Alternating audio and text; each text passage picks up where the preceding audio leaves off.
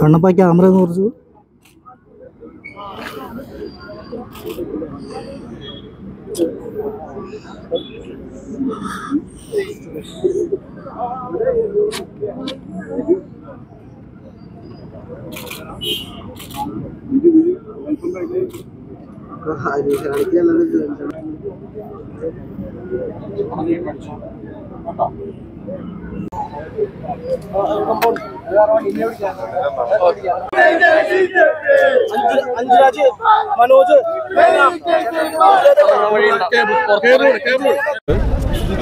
പ്രവർത്തകർക്ക് ചുവരെഴുത്ത് നടത്തുന്ന ആൾക്കാർക്കെല്ലാം ഒരു പ്രചോദനമാവാൻ വേണ്ടി ഒരു പാർട്ടി പ്രവർത്തകനെന്ന നിലയ്ക്ക് വന്ന് ഇത് ചെയ്തു എന്നേ ഉള്ളൂ. സ്ഥാനാർത്ഥി പ്രഖ്യാപനം ആയിട്ടില്ല.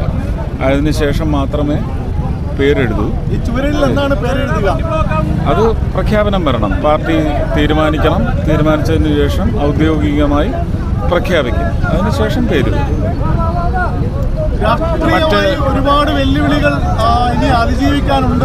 അല്ല, അത് സാധാരണയല്ലേ. അതെല്ലാവരും അതിജീവിക്കണമല്ല അല്ലേ? നേരത്തെയുള്ള പ്രചാരണം നേട്ടമാകുമോ എന്നൊന്നും പറയാനൊക്കത്തില്ല. അന്ന് കൊടുത്ത വാഗ്ദാനങ്ങളെല്ലാം ഇപ്പോഴും വാഗ്ദാനങ്ങളായി തന്നെ നിലനിൽക്കുന്നുണ്ട്. രാജ്യത്തുള്ള തരംഗം കേരളത്തിലുണ്ടോ? കേരളത്തിലും തൃശ്ശൂരിലുണ്ടോ? ഉണ്ടാവണ്ടേ. രാജ്യത്തിനൊരു വിശ്വാസമുണ്ടെങ്കിൽ ആ വിശ്വാസം കേരളത്തിൻ്റെ വിശ്വാസം കൂടിയായി മാറിയാൽ സാക്ഷാത്കാരത്തിൽ വരുമ്പോൾ കേരളത്തിനും അതിൻ്റെ പങ്കുപറ്റാൻ സാധിക്കും. കേരളത്തിൻ്റെ അതിൻ്റെ ഗുണമുണ്ടാകും. തൃശ്ശൂരിനും ഉറപ്പായിട്ടും. തൃശ്ശൂർ കേരളത്തിലാണെങ്കിൽ അങ്ങനെ വിശ്വസിക്കുന്നില്ലേ? Okay, thank you.